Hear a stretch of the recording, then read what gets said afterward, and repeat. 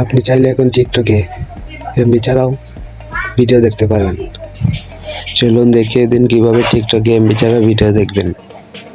প্রথমে টিকটকে ঢুকবেন, তারপরে টিকটকে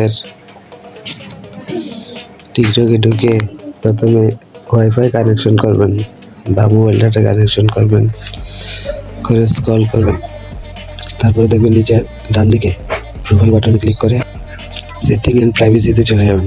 তারপরে দেখবেন নিচে স্ক্রল করে দেখবেন অফলাইন ভিডিওতে ক্লিক করবেন। তারপরে উপরে সেটিংয়ে ক্লিক করে যতটুকু ভিডিও দরকার 200টা 150টা এবং 150 ভিডিও ডাউনলোডে রেখে দেবেন। ডাউনলোড কনফার্মে দিয়ে রাখবেন, ভিডিও ডাউনলোড হয়ে থাকবে। তারপরে যখন আপনার নেট কানেকশন বা এমবি থাকবে না, তখন যে কোনো সময় দেখতে পারবেন সেই ভিডিওগুলো। যে কেউ দেখলে অবাক হয়ে যাবে, দেখবে